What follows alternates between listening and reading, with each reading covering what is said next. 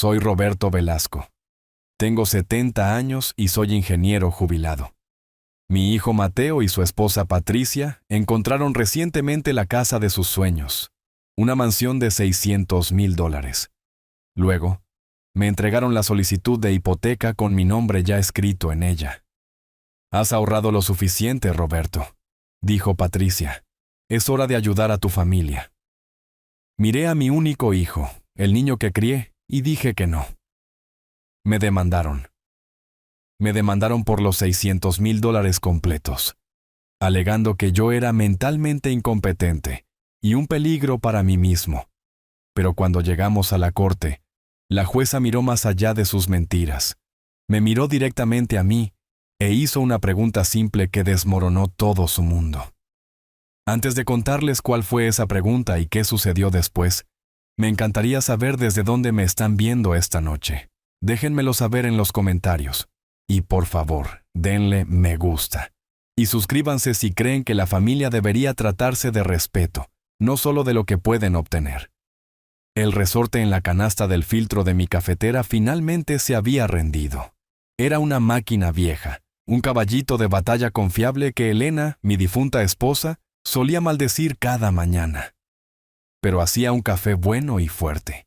Y a mis 70 años, encuentro más consuelo en reparar cosas viejas que en aprender a usar nuevas.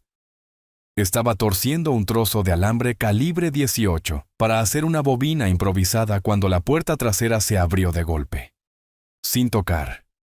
En mi casa, solo una persona hace eso hoy en día. Ya estamos aquí.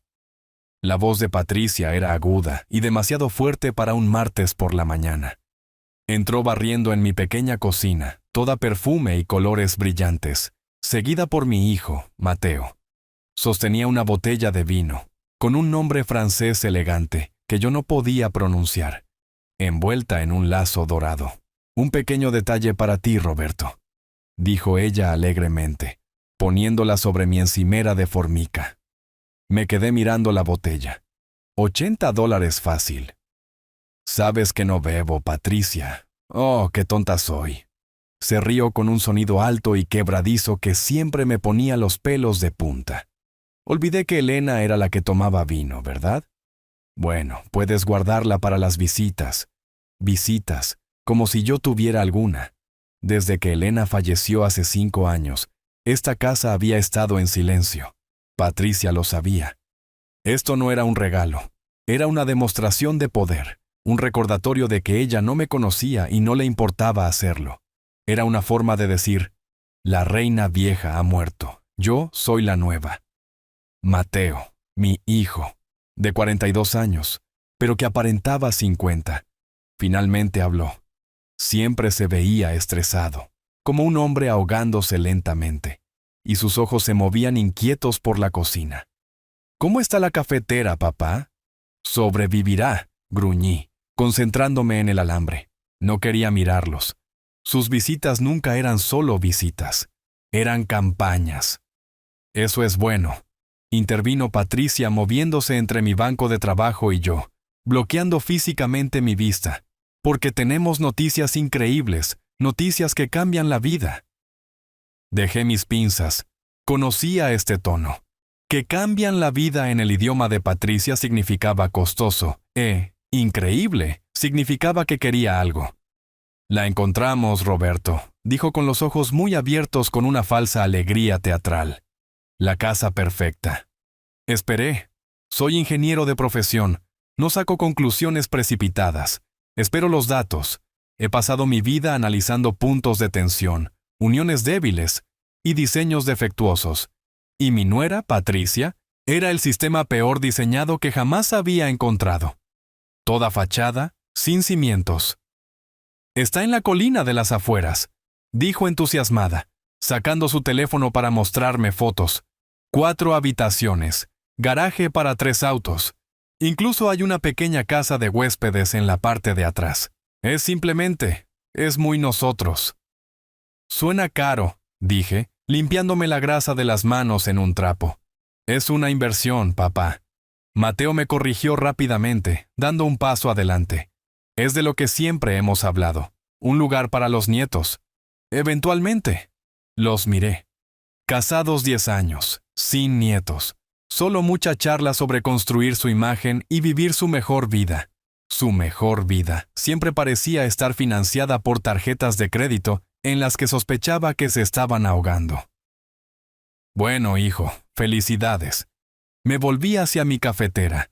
La conversación, en lo que a mí respecta, había terminado. Ah, dijo Patricia con la voz como agua helada. Esa es la otra parte de la noticia. Dio un paso adelante, bloqueando mi luz por completo. De su bolso de diseñador, una cosa que probablemente costaba más que mi cheque de pensión mensual, sacó un documento grueso y encuadernado profesionalmente. Lo deslizó sobre la mesa de mi cocina, dispersando los pequeños tornillos de mi cafetera. Necesitamos que firmes esto, dijo, con su sonrisa brillante y dura. Suspiré. Tomé el documento. Era pesado. Saqué mis anteojos de lectura del bolsillo de mi camisa, limpié una mancha del lente y me los puse. Esperaba una solicitud de aval. Esperaba una petición de préstamo, un regalo, algo que pudiera rechazar cortésmente. Lo que vi me detuvo el corazón. No era un formulario de aval. Era una solicitud de hipoteca completa. $600,000. 600,000. Mi casa, esta casa, estaba pagada. No había tenido una hipoteca en 30 años. Vivía de mi pensión y de los retiros de mi fondo de jubilación. Era suficiente, era cómodo. Pero no era cómodo al nivel de $600,000. Pasé la página. Mis dedos manchados de grasa se detuvieron sobre los campos del solicitante. Mi sangre se heló. No estaba el nombre de Mateo. No estaba el de Patricia. Estaba el mío. Roberto Velasco. Escrito pulcramente en el recuadro etiquetado como prestatario principal. Me quité los anteojos. Me froté el puente de la nariz con fuerza. Me los volví a poner. El nombre seguía allí. No me estaban pidiendo que los ayudara a comprar una casa. Me estaban pidiendo que la comprara para ellos. La cocina. Mi cocina de repente se sintió pequeña y calurosa. El tic-tac del reloj en la pared, el que Elena compró en un mercado de pulgas hace 30 años, de repente sonaba como una bomba. Tic, tac. Levanté la vista, no entiendo. Mi voz salió plana, peligrosa. Mateo comenzó a caminar con ese arrastrar de pies nervioso que hace cuando está acorralado. Papá, es solo un trámite. El banco. Les gusta más tu perfil crediticio. Eres estable, jubilado. Tienes el fondo de retiro, la pensión. Tu casa está pagada. Patricia lo interrumpió. Su voz dulce y cantarina había desaparecido, reemplazada por la voz de un director ejecutivo en una adquisición hostil. Roberto, seamos adultos aquí. Se sentó a mi mesa, inclinándose hacia adelante, totalmente profesional. Tienes 70 años. Tienes la vida resuelta. Elena, que en paz descanse, ya no está. Vive solo en esta casa grande. Miré a mi alrededor, a mi cabaña de 2 habitaciones, un baño y medio, y 140 metros cuadrados. Difícilmente era una mansión. Era simplemente hogar. Has ahorrado lo suficiente, continuó ella con la voz como pequeñas piedras afiladas. Trabajaste toda tu vida. ¿Cuál es el punto de todo ese ahorro si no lo usas? Es hora de ayudar a tu familia. Es hora de que inviertas en nosotros. Invertir. Ahí estaba esa palabra otra vez. Elena y yo habíamos invertido. Invertimos 45 años en esta comunidad. Invertimos en criar al niño que ahora evitaba mi mirada. Invertimos viviendo por debajo de nuestras posibilidades, no por encima de ellas. Miré los papeles de nuevo. $600,000. Un préstamo a 30 años. Tendría 100 años cuando se terminara de pagar. No estaban pidiendo una inversión. Estaban pidiendo todo mi futuro financiero. Estaban pidiendo mi seguridad, mi tranquilidad. El nido que Elena y yo habíamos construido minuciosamente para que yo nunca fuera una carga para él. Y la ironía era tan espesa que apenas podía respirar. No miré a Patricia, miré a mi hijo. ¿Mateo? Mírame. Dejó de caminar nerviosamente. Lentamente, sus ojos. Los ojos de Elena se levantaron del suelo de linóleo agrietado. Estaban llenos de una debilidad desesperada y suplicante que yo reconocía. Era la misma mirada que tenía cuando tenía 10 años, y rompió la ventana de la doña Carmen. Era la misma mirada que tenía cuando tenía 20 años, y destrozó mi camioneta. Era la mirada de un niño que sabía que estaba equivocado, pero esperaba que alguien más lo arreglara. ¿Leíste esto? Golpeé el documento. Nosotros. Patricia piensa... No estoy preguntando qué piensa Patricia, dije. Mi voz era tranquila, pero cortó la habitación como una navaja. Estoy preguntando qué piensas tú. Tienes 42 años, Mateo. ¿Crees que es aceptable traer esto aquí para pedirle a tu padre de 70 años que renuncie a su seguridad por una casa que ustedes no pueden pagar?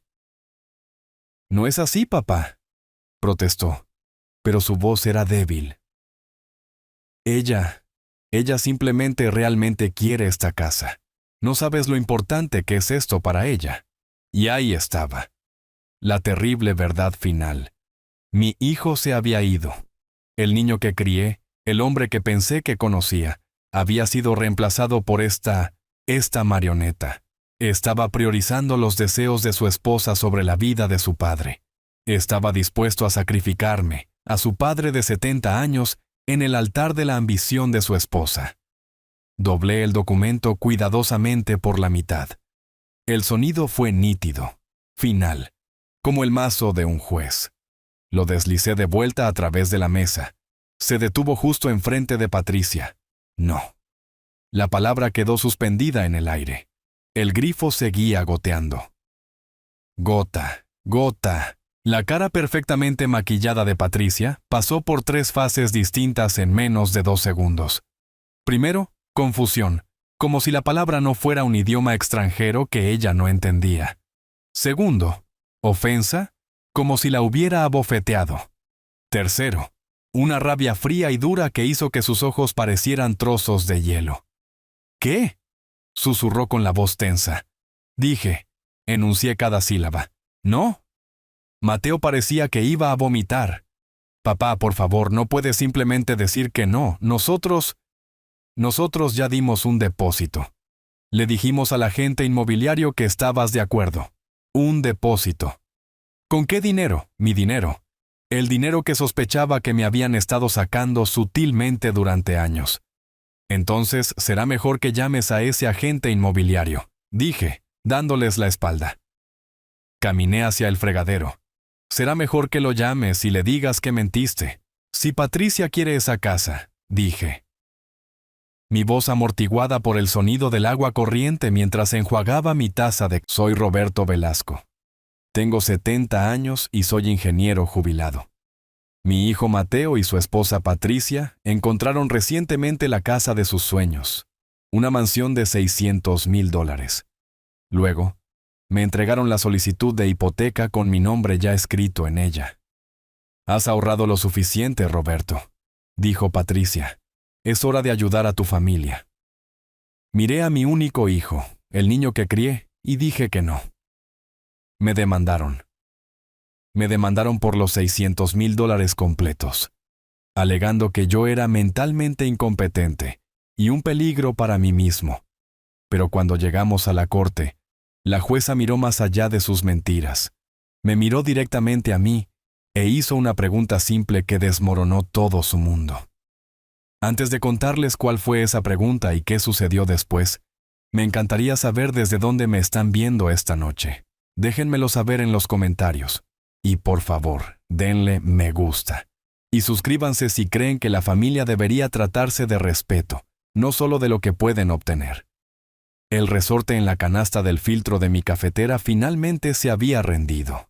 Era una máquina vieja, un caballito de batalla confiable que Elena, mi difunta esposa, solía maldecir cada mañana. Pero hacía un café bueno y fuerte. Y a mis 70 años, encuentro más consuelo en reparar cosas viejas que en aprender a usar nuevas. Estaba torciendo un trozo de alambre calibre 18 para hacer una bobina improvisada cuando la puerta trasera se abrió de golpe. sin tocar. En mi casa, solo una persona hace eso hoy en día. Ya estamos aquí. La voz de Patricia era aguda y demasiado fuerte para un martes por la mañana. Entró barriendo en mi pequeña cocina, toda perfume y colores brillantes, seguida por mi hijo, Mateo. Sostenía una botella de vino, con un nombre francés elegante que yo no podía pronunciar, envuelta en un lazo dorado. Un pequeño detalle para ti, Roberto, dijo ella alegremente, poniéndola sobre mi encimera de formica. Me quedé mirando la botella. $80 fácil. Sabes que no bebo, Patricia. Oh, qué tonta soy. Se rió con un sonido alto y quebradizo que siempre me ponía los pelos de punta. Olvidé que Elena era la que tomaba vino, ¿verdad? Bueno, puedes guardarla para las visitas. Visitas, como si yo tuviera alguna. Desde que Elena falleció hace 5 años, esta casa había estado en silencio. Patricia lo sabía. Esto no era un regalo, era una demostración de poder, un recordatorio de que ella no me conocía y no le importaba hacerlo. Era una forma de decir, la reina vieja ha muerto, yo soy la nueva. Mateo, mi hijo, de 42 años, pero que aparentaba 50, finalmente habló. Siempre se veía estresado, como un hombre ahogándose lentamente, y sus ojos se movían inquietos por la cocina. ¿Cómo está la cafetera, papá? Sobrevivirá, gruñí, concentrándome en el alambre. No quería mirarlos. Sus visitas nunca eran solo visitas, eran campañas.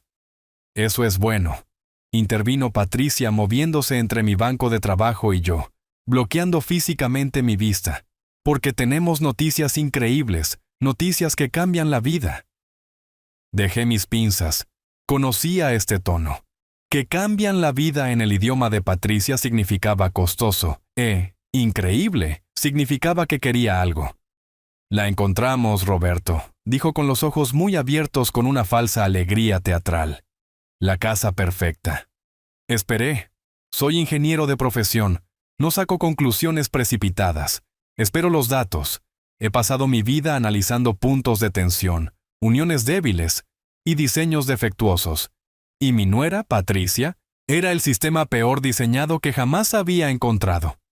Toda fachada, sin cimientos. Está en la colina de las afueras, dijo entusiasmada, sacando su teléfono para mostrarme fotos. 4 habitaciones, garaje para 3 autos. Incluso hay una pequeña casa de huéspedes en la parte de atrás. Es muy nosotros. Suena caro, dije, limpiándome la grasa de las manos en un trapo. Es una inversión, papá. Mateo me corrigió rápidamente, dando un paso adelante. Es de lo que siempre hemos hablado. Un lugar para los nietos. Eventualmente. Los miré. Casados 10 años, sin nietos.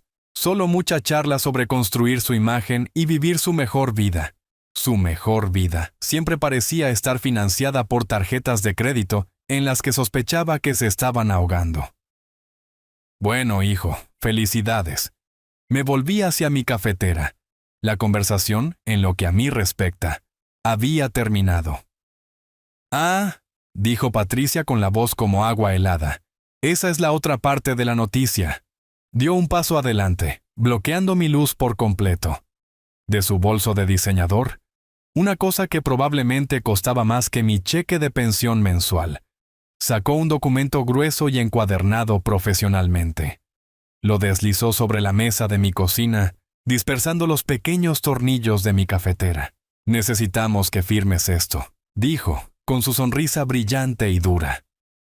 Suspiré. Tomé el documento. Era pesado. Saqué mis anteojos de lectura del bolsillo de mi camisa, limpié una mancha del lente y me los puse. Esperaba una solicitud de aval. Esperaba una petición de préstamo, un regalo, algo que pudiera rechazar cortésmente. Lo que vi me detuvo el corazón. No era un formulario de aval. Era una solicitud de hipoteca completa. $600,000. 600,000. Mi casa, esta casa, estaba pagada. No había tenido una hipoteca en 30 años. Vivía de mi pensión y de los retiros de mi fondo de jubilación. Era suficiente. Era cómodo.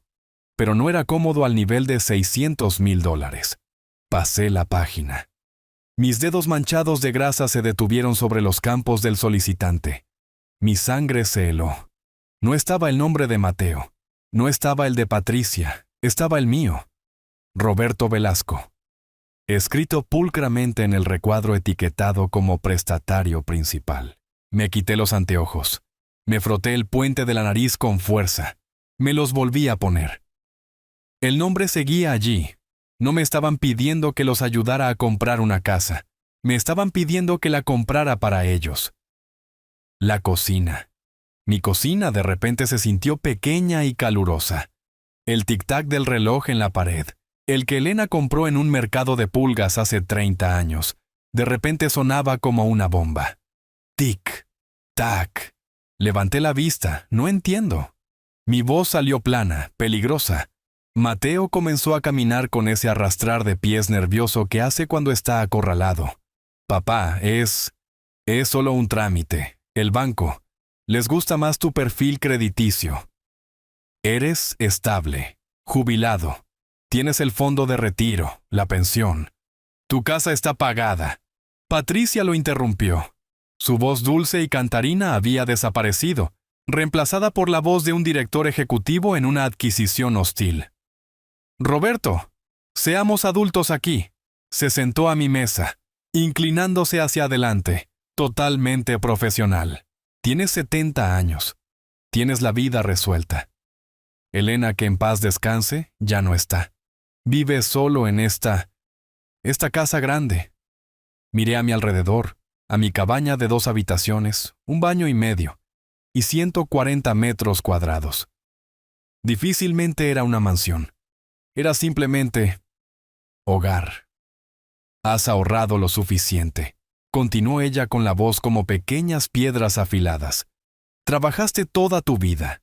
¿Cuál es el punto de todo ese ahorro si no lo usas? Es hora de ayudar a tu familia. Es hora de que inviertas en nosotros. Invertir. Ahí estaba esa palabra otra vez. Elena y yo habíamos invertido. Invertimos 45 años en esta comunidad. Invertimos en criar al niño que ahora evitaba mi mirada. Invertimos viviendo por debajo de nuestras posibilidades, no por encima de ellas. Miré los papeles de nuevo. $600,000. Un préstamo a 30 años.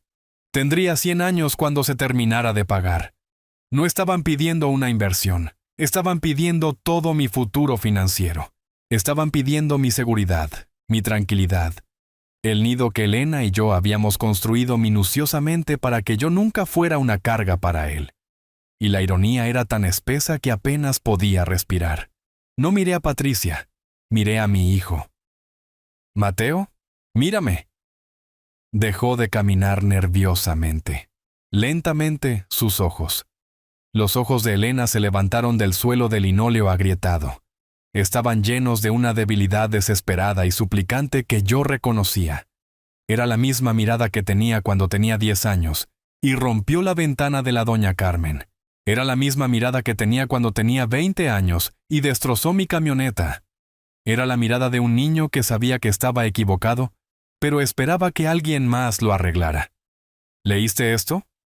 Golpeé el documento. Nosotros.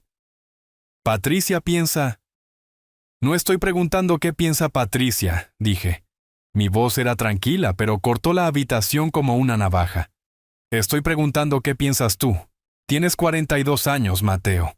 ¿Crees que es aceptable traer esto aquí para pedirle a tu padre de 70 años que renuncie a su seguridad por una casa que ustedes no pueden pagar? No es así, papá, protestó, pero su voz era débil. Ella simplemente realmente quiere esta casa. No sabes lo importante que es esto para ella. Y ahí estaba. La terrible verdad final. Mi hijo se había ido. El niño que crié, el hombre que pensé que conocía, había sido reemplazado por esta marioneta. Estaba priorizando los deseos de su esposa sobre la vida de su padre. Estaba dispuesto a sacrificarme, a su padre de 70 años, en el altar de la ambición de su esposa.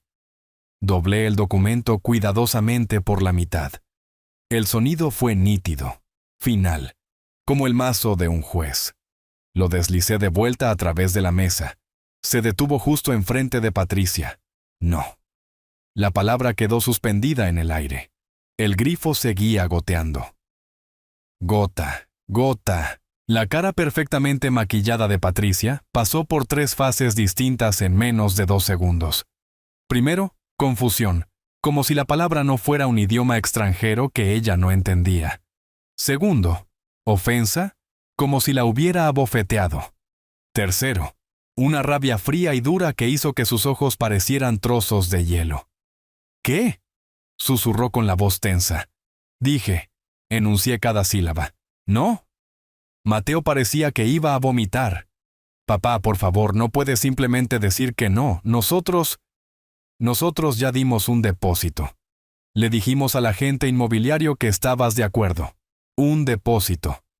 ¿Con qué dinero? Mi dinero. El dinero que sospechaba que me habían estado sacando sutilmente durante años. Entonces será mejor que llames a ese agente inmobiliario, dije, dándoles la espalda. Caminé hacia el fregadero. Será mejor que lo llames y le digas que mentiste. Si Patricia quiere esa casa, dije. Mi voz amortiguada por el sonido del agua corriente mientras enjuagaba mi taza de café. Entonces ustedes dos pueden averiguar cómo comprarla. Viejo egoísta, chilló Patricia. La civilidad había desaparecido. Me di la vuelta lentamente, secándome las manos. Salgan de mi casa. ¿Qué? Dije, fuera. Mateo, encontrando finalmente una columna vertebral, agarró el brazo de su esposa. Patricia, vamos, nos vamos. No. Ella se soltó el brazo de un tirón. Me señaló con un dedo. Su mano temblaba.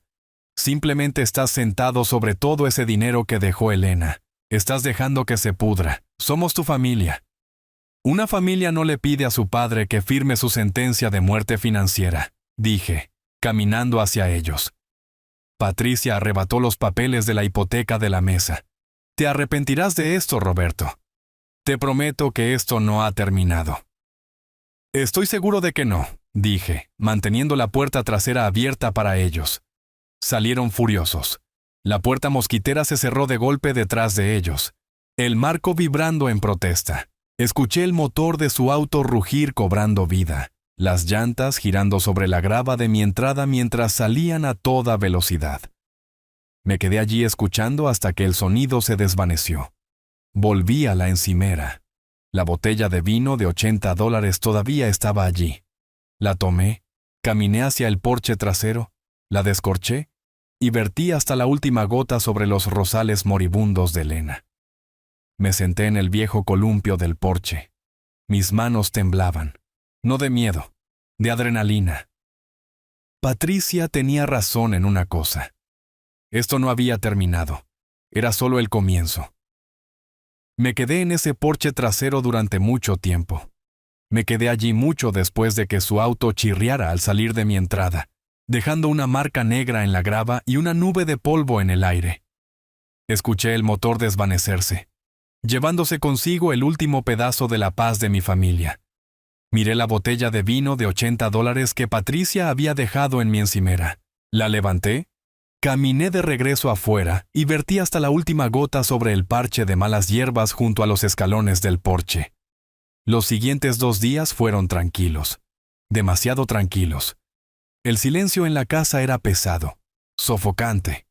Llamé al teléfono de Mateo el miércoles por la tarde. Fue directo al buzón de voz. ¿Hijo? Dije con mi voz sonando ronca. Es tu padre. Necesitamos hablar. Colgué. No me devolvió la llamada. Llamé de nuevo el jueves, directo al buzón de voz. Esta vez no dejé mensaje. Soy un hombre de 70 años. He ganado muchas cosas en mi vida. No le rogaré a mi propio hijo que me hable. Parte de mí, la parte del padre, trató de encontrar una excusa. Está avergonzado, me dije. Está apenado. Está en casa recibiendo un sermón de esa arpía con la que se casó. Me dije a mí mismo que solo necesitaban tiempo para calmarse. Necesitaban darse cuenta de lo loca, lo irrespetuosa que había sido su propuesta. Traté de creer que el hijo que crié, El niño al que le enseñé a andar en bicicleta y a poner carnada en un anzuelo. Eventualmente recordaría quién era. Traté de creer que la sangre era más espesa que la ambición de Patricia. Estaba equivocado. La prueba llegó el viernes. Caminé por mi largo camino de entrada de grava. El aire de la mañana era fresco y húmedo. Mis articulaciones siempre duelen con este clima. La puerta del buzón chirrió al abrirse. Correo basura, un anuncio para limpieza de canaletas, el periódico local y un sobre delgado que no pertenecía. Era del Banco Nacional. Mi corazón se apretó. No había tenido cuenta con ese banco en 30 años, no desde que Elena y yo abrimos nuestra cuenta conjunta en la cooperativa de crédito local. Lo abrí allí mismo, al final de mi camino de entrada. Mis ojos escanearon la página. Era una carta modelo.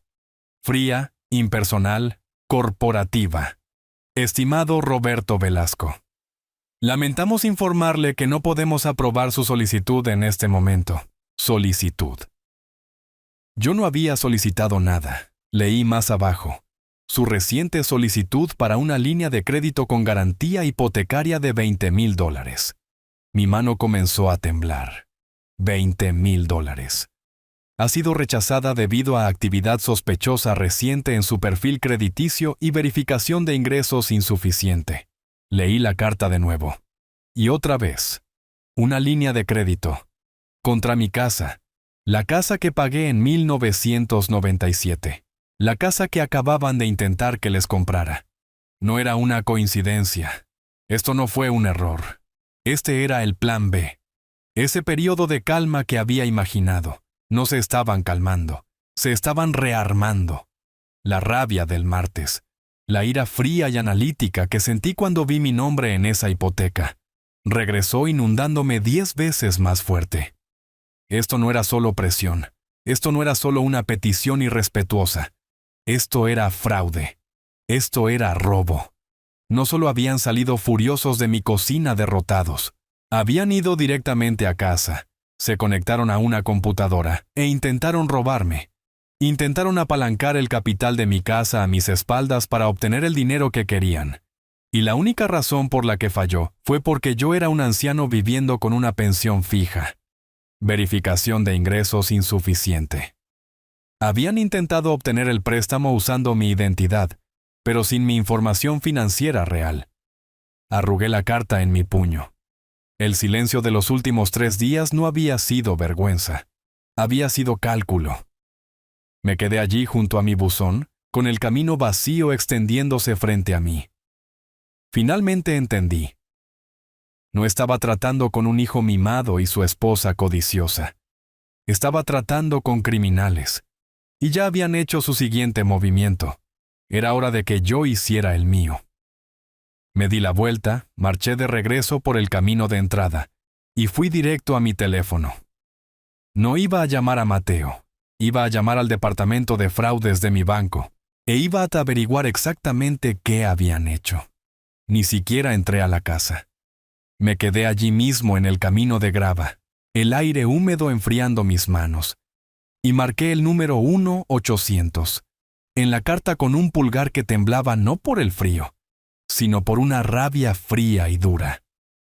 El teléfono hizo clic. Una voz robótica respondió.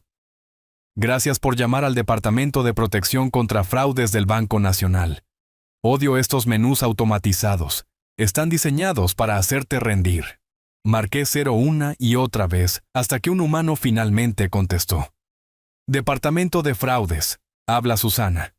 ¿En qué puedo ayudarle? Su voz sonaba aburrida. Probablemente había atendido 100 llamadas como esta hoy.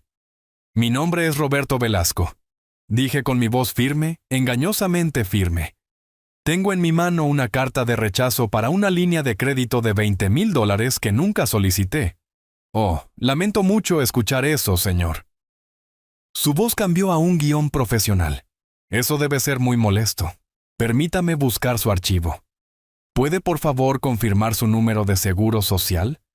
Recité los 9 dígitos, los 9 números que definen toda tu vida en este país. Me sentí sucio diciéndolos en voz alta. Se sintió como una violación. Gracias, señor Velasco. Un momento. La escuché escribiendo. El silencio en la línea se extendió, llenado solo por el sonido de mi propia sangre rugiendo en mis oídos. Bien, dijo ella con un tono repentinamente más alerta. Sí, veo la solicitud aquí. Se envió en línea a las 7:42 de la tarde el martes pasado. Martes. El mismo día que habían salido furiosos de mi cocina. Ni siquiera habían esperado 24 horas. Debieron haber conducido directamente desde mi casa, furiosos y rechazados, e inmediatamente se conectaron para intentar robarme. La audacia de ello, la velocidad, me dejó sin aliento. Señor Velasco, dijo Susana trayéndome de vuelta. Estoy aquí, dije con mi voz como grava. Quiero saber qué información se utilizó para enviar esta solicitud. Señor, no puedo. Susana, interrumpí, pero mantuve mi voz tranquila. Soy víctima de robo de identidad. Necesito saber qué tan comprometido estoy. Dígame qué usaron. Ella vaciló. Entiendo. Estoy marcando la cuenta por fraude. Bien, la solicitud se envió utilizando su nombre completo correcto, Roberto Elías Velasco, su fecha de nacimiento correcta y el número de seguro social correcto. Por supuesto, pero eso no fue suficiente. Siempre hay preguntas de seguridad. ¿Qué más? Presioné. ¿Qué usaron para las preguntas de seguridad de verificación? El apellido de soltera de la madre. Hubo otra pausa, más tecleo. Sí, señor. El solicitante proporcionó correctamente el apellido de soltera de su madre. Cerré los ojos. El mundo se quedó en silencio. El viento en los pinos. El zumbido distante de la carretera. Todo se desvaneció. El apellido de soltera de la madre. Colgué el teléfono. No dije adiós. No dije gracias. Simplemente dejé caer mi brazo a mi costado. Soy ingeniero. Soy un hombre de sistemas, de lógica. Trituro mis estados de cuenta bancarios. Quemo mis declaraciones de impuestos antiguas. Mis documentos del fondo de retiro están en una caja fuerte a prueba de fuego en mi armario. No soy un hombre descuidado. No encuentras el apellido de soltera de la madre de un hombre en un trozo de correo basura. No está en una factura de servicios públicos. No es algo que simplemente encuentras mientras buscas en un escritorio. Es algo que sabes. Y supe con una certeza que se asentó en mis entrañas, como plomo frío, que solo una persona en esta tierra además de mí conocía ese nombre. Mateo. Lo recordé. No hace 3 años, sino 5. Justo después de que muriera Elena. Yo era un fantasma. Caminaba por esta casa pero no estaba aquí. El dolor era una niebla a través de la cual no podía ver. Mateo se había ofrecido a ayudar con el papeleo, el seguro de vida, los impuestos. Se sentó justo allí en la mesa de mi cocina. Esta mesa de cocina. Papá, este formulario. Esta reclamación de seguro. Necesita el apellido de soltera de tu madre. Estaba tan perdido, tan roto, que ni siquiera pensé. Simplemente se lo dije. Kovacs, Ana Kovacs. Su familia era húngara. Él había asentido, escribiéndolo. Entendido, papá, no te preocupes. Yo me encargaré de todo esto. Él se encargó. Tomó ese pedazo de mi historia, ese pedazo de mi confianza entregada a él, en mi momento más oscuro. Y lo guardó. Lo guardó durante 5 años. Lo guardó como un arma. Se aferró a esa llave, ese secreto, esperando el día en que pudiera usarlo para robarme. Esto no fue un acto impulsivo de ira el martes por la noche. Esto fue premeditado. Había estado planeando esto, o al menos había estado guardando las herramientas para hacerlo por si acaso. Este era un tipo diferente de maldad.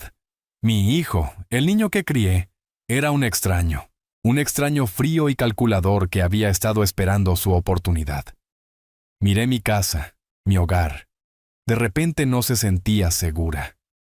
Pensé en el martes, el bolso de Patricia, la energía nerviosa de Mateo. Caminé hacia la casa de mi vecina, doña Carmen. Ella tenía 80 años. Era astuta como un lince y no se le escapaba nada. Necesitaba saber qué hicieron aquí el martes. Necesitaba saber qué se llevaron. Me paré en la grava, el teléfono inútil pesado en mi mano. La carta del banco se sentía como una hoja de afeitar en mi bolsillo. Kovacs. Anna Kovacs. Él había guardado ese nombre, ese pedazo sagrado de mi pasado, como un ladrón guarda una llave maestra, esperando. Miré mi pequeña casa. La pintura blanca se estaba descascarando. El columpio del porche que Elena amaba estaba inclinado hacia un lado. Siempre había sido mi santuario. Ahora se sentía como una escena del crimen. Si tenían el apellido de soltera de mi madre, ¿qué más tenían? La solicitud de hipoteca, la línea de crédito. Necesitaban prueba de mis activos. Necesitaban mis estados de cuenta del fondo de jubilación. Los detalles de mi pensión. Mi sangre se convirtió en hielo. Martes. No estuvieron aquí solo por un minuto. Estuvieron aquí por una hora. Caminé rápido a través de mi césped irregular hacia lo de doña Carmen. Carmen había vivido al lado durante 45 años. Ella y Elena habían compartido innumerables tazas de café sobre nuestra cerca compartida. Carmen tenía 72 años. Era muy lúcida y no se le escapaba nada. Estaba regando sus azaleas premiadas de espaldas a mí. Carmen, llamé. Mi voz era ronca. Se volvió, su rostro arrugándose inmediatamente con preocupación cuando me vio. Roberto. Dios mío, parece que has visto un fantasma. Entra, acabo de hacer café. No, Carmen, no puedo quedarme. Apreté el riel superior de su cerca. Mis nudillos estaban blancos. Necesito preguntarte algo. Es importante. Ella dejó su regadera. Cualquier cosa, Roberto. Lo sabes, el martes. El martes pasado, tuve una cita de cardiología en la ciudad. Estuve fuera toda la mañana. Lo recuerdo, dijo ella asintiendo. Vi tu camioneta salir temprano. ¿Viste a alguien pasar por la casa mientras yo no estaba? El rostro de Carmen se nubló. Parecía incómoda. Oh, Roberto, no quería decir nada. Asumí que lo sabías. Pensé que él solo estaba ayudando. Mi estómago se hundió. ¿Quién, Carmen? Fue Mateo, dijo ella bajando la voz. Él y su esposa, Patricia. Llegaron aquí aproximadamente una hora después de que te fuiste. Yo estaba podando estos mismos arbustos. Y entraron, presioné. Sí, Mateo usó su llave. Casi saludé, pero, bueno, Patricia parecía tener prisa. Estuvieron allí mucho tiempo, Roberto. Casi una hora completa. Pensé que era extraño. Supuse que solo te estaban dejando algo, pero se quedaron tanto tiempo. Me quedé mirándola, las piezas encajando en su lugar con una velocidad horrible. Carmen, dije, tratando de mantener mi voz uniforme. Cuando se fueron, ellos... ¿llevaban algo? Carmen frunció el ceño, pensando, sus ojos desenfocados mientras reproducía el recuerdo. Sí, llevaban. Mateo era solo. Mateo. Pero Patricia llevaba ese bolso grande de color beige que siempre tiene. Ese que parece que cuesta una fortuna. Hizo una pausa. ¿Sabes? Es curioso. Parecía pesado, lleno a reventar. Podía ver las esquinas de papeles. Ya sabes, carpetas, sobresaliendo por la parte superior. Recuerdo haber pensado, vaya, esa chica debe estar llevando trabajo a casa. Pero simplemente supuse que habían recogido tu correo por ti, lleno a reventar de papeles. No podía respirar. Gracias, Carmen. Dije con mi voz apenas un susurro. Me di la vuelta y comencé a caminar de regreso a mi casa. Roberto. ¿Está todo bien? Me llamó. No respondí. Simplemente levanté una mano, un débil saludo de reconocimiento. Mi caminata se convirtió en un trote. Busqué torpemente mis llaves en mi propia puerta trasera, la que Mateo y Patricia habían cruzado tan fácilmente. Irrumpí en la cocina, mi corazón martilleando contra mis costillas. No fui a la caja fuerte. Ahí es donde guardaba los documentos reales, los que importaban, ¿no?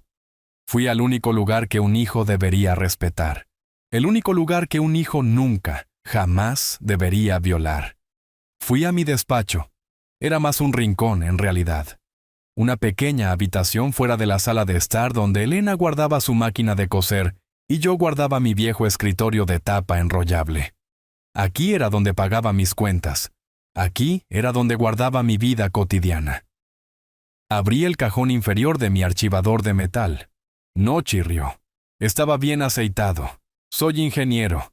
Cuido mis herramientas. Pero el contenido no era un desastre. Un extraño habría pensado que era perfectamente normal.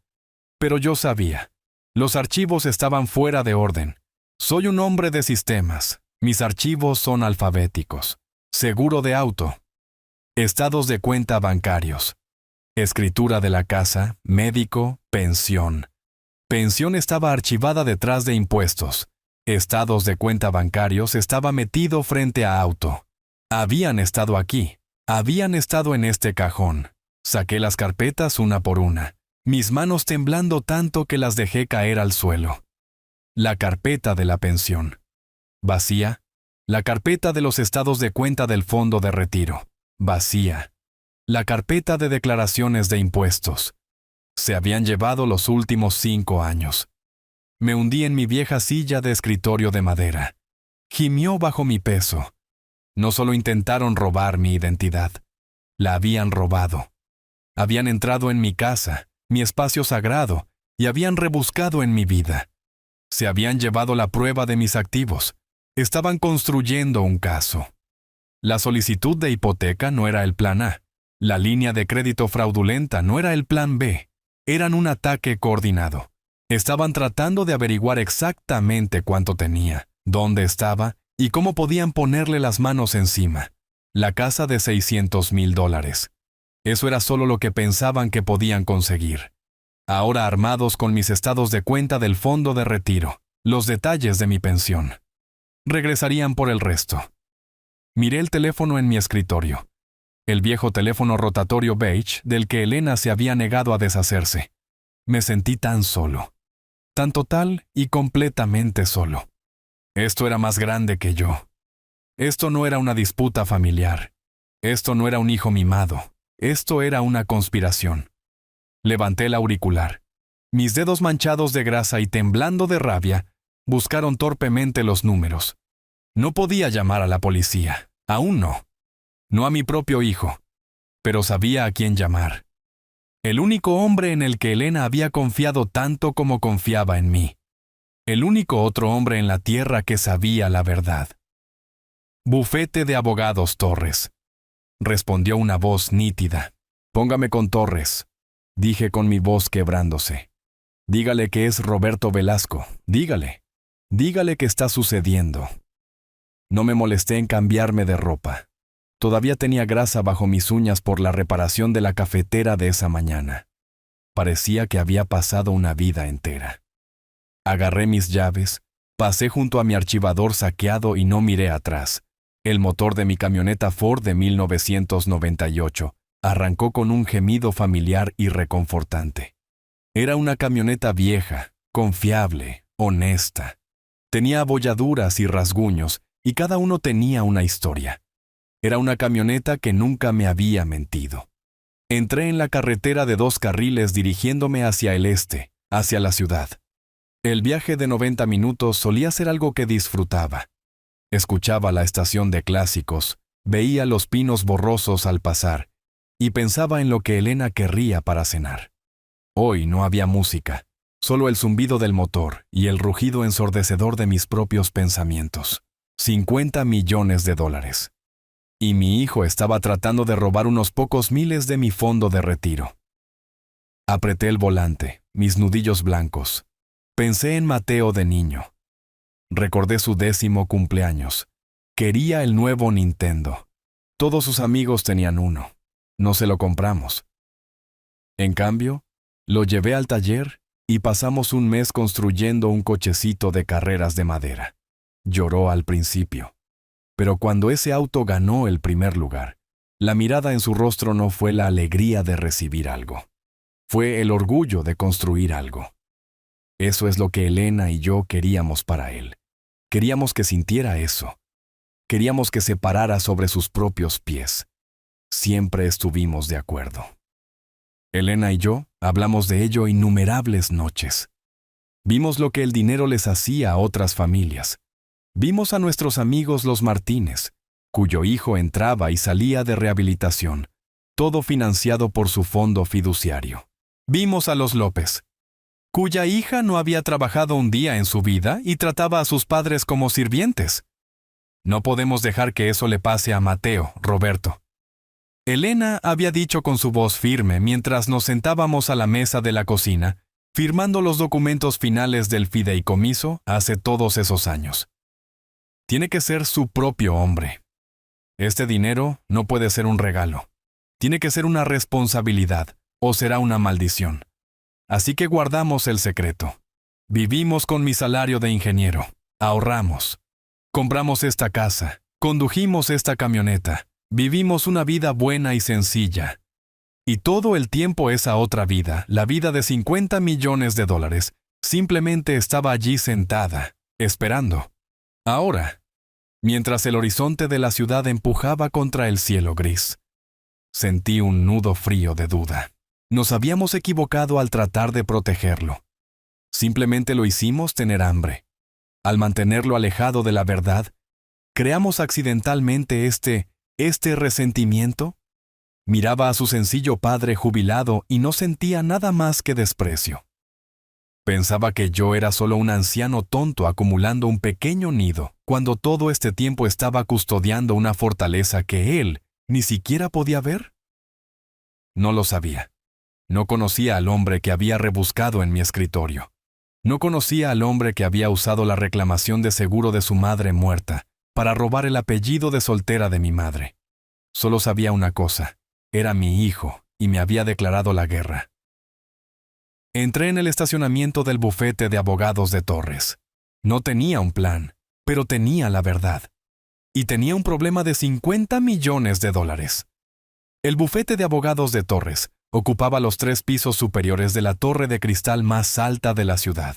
Era el tipo de lugar que olía a dinero viejo y alfombra nueva. La recepcionista, una joven con un elegante saco negro, me miró por encima del borde de sus anteojos. Sabía lo que veía. Un hombre de 70 años con una camisa de franela gastada, jeans de hace una década y botas de trabajo que todavía tenían barro en los talones. Todavía tenía grasa bajo las uñas por la cafetera. Probablemente parecía que me había metido en el edificio equivocado, como si estuviera buscando la oficina del conserje. Roberto Velasco para ver al licenciado Torres, dije con mi voz tranquila. Sus ojos se abrieron solo una fracción por la sorpresa. Revisó su computadora. Oh, sí, señor Velasco, por supuesto, lo está esperando. Por aquí, señor. Su señor fue un cambio repentino del desprecio a la deferencia. Torres claramente había marcado mi nombre en su sistema. Me guiaron a través de un laberinto de paredes beige y arte abstracto, hasta que llegamos a una oficina en la esquina con una ventana de piso a techo con vista a toda la ciudad. Y allí, sentado detrás de un escritorio tan grande que podría haber funcionado como un barco, estaba Juan Torres. Torres tenía mi edad, pero parecía tallado en granito. Traje impecable, cabello perfecto, una mente como una trampa de acero. Había sido mi amigo desde la universidad, mucho antes del dinero, mucho antes de todo. Era el único hombre en la tierra en quien confiaba con la verdad. Se puso de pie cuando entré, con una sonrisa genuina en su rostro, que se desvaneció tan pronto como vio mi expresión. «Roberto», dijo, estrechando mi mano. Su agarre era firme. «Te ves fatal. ¿Qué ha pasado?» No respondí. No me senté. Metí la mano en el bolsillo interior de mi chaqueta. Saqué la solicitud de hipoteca doblada y arrugada y la carta del Banco Nacional. Las puse una al lado de la otra en su inmaculado y pulido escritorio de caoba. La mancha de grasa de mi pulgar en la carta del banco resaltaba como una cicatriz. Torres se puso sus propios anteojos de lectura. Tomó la solicitud de hipoteca primero. Observé sus ojos escanear la página, su expresión endureciéndose. Vio la cantidad de $600,000. Vio mi nombre. Vio el espacio para mi firma. Luego la dejó y tomó la carta de rechazo para la línea de crédito de $20,000. La leyó, apretando la mandíbula. Me miró. No parecía sorprendido, no parecía asombrado, simplemente parecía terrible, profundamente triste. Entonces, dijo con su voz un retumbo bajo. Comenzó. Se quitó los anteojos y se frotó los ojos. Tenía miedo de que llegara este día, Roberto. Realmente lo tenía. Seguía esperando que Mateo madurara, que encontrara su propio camino. Encontró un camino, de acuerdo, dije con mi voz espesa de ira. Encontró su camino hacia mi archivador. Usó la muerte de su madre para obtener el apellido de soltera de mi madre. Ha estado planeando esto, Juan. Torres asintió lentamente. Se desesperan. Los hijos siempre se desesperan. Se puso de pie y caminó no hacia un cajón del escritorio, sino hacia una enorme caja fuerte a prueba de fuego construida en la pared detrás de una pintura enmarcada. Giró una cerradura de combinación, los clics precisos y silenciosos. La pesada puerta se abrió. Adentro no había efectivo. Había filas y filas de libros de contabilidad gruesos y encuadernados. Sacó uno. Era azul oscuro, de tapa dura y con letras doradas en relieve. No decía Roberto Velasco. Decía Fideicomiso Velasco Elena. Colocó el enorme archivo en su escritorio justo al lado de la solicitud de hipoteca fraudulenta y endeble. El contraste era marcado. Uno era una mentira desesperada. El otro era la verdad de $50 millones. Bueno, dijo Torres, abriendo la cubierta. Elena era una mujer brillante. Sabía que esto podría pasar. Insistió en algunas salvaguardias. Lo llamó la cláusula de carácter. Me miró. La pregunta es, Roberto, ¿estás listo para usarla? Torres pasó su mano sobre el pesado libro azul. Estaba grabado con letras doradas. Fideicomiso Velasco Elena. Elena era brillante. Dijo con su voz un retumbo bajo en la oficina tranquila y costosa. Ella sabía, siempre supo que este día podría llegar. Simplemente asentí. Mi garganta estaba demasiado apretada para hablar. Elena siempre lo supo. Ella me conocía mejor de lo que yo me conocía a mí mismo, y conocía a nuestro hijo. Déjame explicarte algo. Algo que mi hijo Mateo nunca supo. Algo que nunca le dije a nadie en nuestra pequeña ciudad. A Mateo, a Patricia, a mis vecinos. Solo soy Roberto Velasco, el ingeniero jubilado de la planta aeroespacial, el tipo que vive de su pensión y su fondo de retiro, el hombre que conduce una camioneta de 20 años y pasa sus mañanas tratando de arreglar una cafetera rota. Esa es la mentira. O más bien, es la historia de portada. Una historia de portada que Elena y yo acordamos hace 30 años. Verás, no era solo un ingeniero. Era uno muy, muy bueno. A principios de los 80, mucho antes de ir a trabajar a la gran planta, estaba trabajando en mi propio garaje. Estaba experimentando. Estaba obsesionado con un solo problema, la fricción a alta temperatura en motores de turbina. Y lo resolví. Desarrollé una nueva aleación de metal, un compuesto cerámico metálico que podía soportar temperaturas que convertirían el acero en sopa. Era ligero, autolubricante y casi indestructible. Lo patenté. Aleación Velasco 7B. Pensé que la vendería por unos miles de dólares. Quizás comprarle a Elena un auto nuevo. En cambio, un contratista de defensa, uno de los más grandes del mundo, compró la patente. No solo la compraron mi vida, compraron mi silencio, compraron mi futuro. Usan esa aleación en todo ahora. Motores a reacción, implantes médicos, equipos de perforación en aguas profundas. El cheque que me dieron.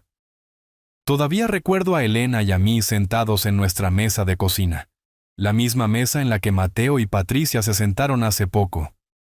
Simplemente mirándolo. Tenía tantos ceros que pensé que era un error tipográfico. $50 millones. Elena y yo nos sentamos en esa mesa durante 3 días. No dormimos, solo hablamos. Podríamos haber comprado una mansión en un barrio exclusivo. Podríamos haber comprado una isla privada. Podríamos habernos convertido en ellos. Personas como Patricia. Pero Elena, ella era la inteligente. Ella era el cimiento. Roberto, dijo ella cubriendo mi mano con la suya. Esto no es dinero. Esto es veneno.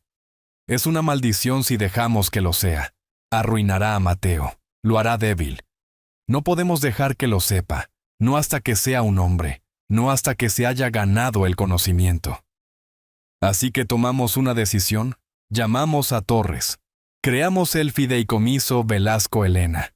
Un fideicomiso irrevocable. Lo encerramos. Lo pusimos en inversiones tan seguras, tan anónimas, que simplemente creció, silenciosamente en la oscuridad. Y seguimos viviendo. Acepté el trabajo estable y respetable en la planta aeroespacial. Vivimos con mi salario. Condujimos autos Ford. Ahorramos para la universidad de Mateo en una cuenta de ahorros normal. Vivimos de mi pensión.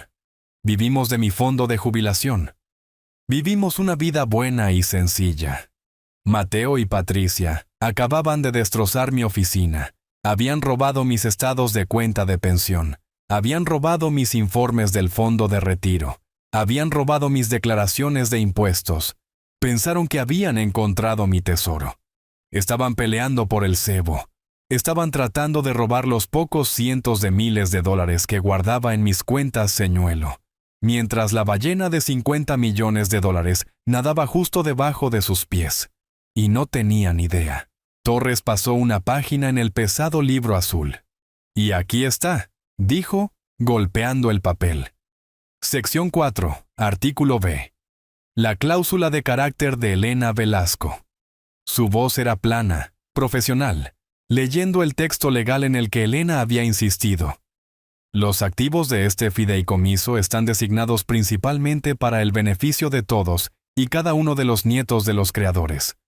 El beneficiario principal, Mateo Velasco, hizo una pausa. Solo puede asumir un papel gerencial como ejecutor del fideicomiso, al demostrar.